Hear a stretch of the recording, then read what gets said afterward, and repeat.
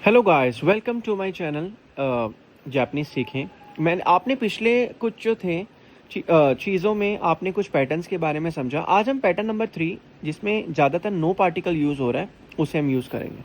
सबसे पहले दे रखा है ना और ये नाउन टू। ना 1 और नाउन 2 जो आपका दे रखा है इसके अंदर किस तरीके से हमें जो है वो यूज़ करना है। जैसे मान लिया ये आपका दे रखा है नाउन 1 और ये दे रखा है आपका नाउन 2।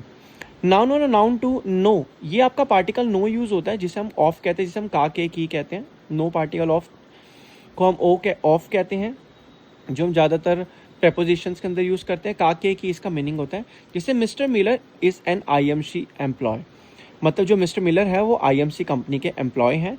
तो मीरा सानवा आईएमसी नो शाइन दिस, मतलब मिस्टर मीरा है जो है वो आईएमसी के क्या है, एम्प्लॉय हैं। शाइन मतलब होता है एम्प्लॉय, आईएमसी मतलब आईएमसी के एम्प्लॉय हैं। तो ये आईएमसी यहाँ पे जो नो पार्टिकल है इसका मतलब हो रहा है कि आईएमसी कंपनी के एम्प्लॉय हैं। जैसे मान लिया वो जो स्टूडेंट है वो किसी यूनिवर्सिटी का स्टूडेंट है। जैसे मैं कहूँगा वो स्टूडेंट जो है इस यूनिवर्सिटी का है, वो स्टूडेंट यहाँ पे और नो करके यूनिवर्सिटी का नाम यहाँ पे लिख देना। जैसे मैं कहूँ वह इस स्टूडेंट, ये जो स्टूडेंट है वो इस कॉलेज का स्टूडेंट है, तो यहाँ पे क्या कहते हैं कॉलेज और लिख के कॉलेज का क्या है, नो स्टूडेंट है। मतलब कोई भी किसी भी चीज़ से उसका लिंक होता है। जैसे यहाँ पे नो पार्टिकल किसकी सेंस बताता है, ऑफ के सेंस, जिसे हम काके की कहते हैं।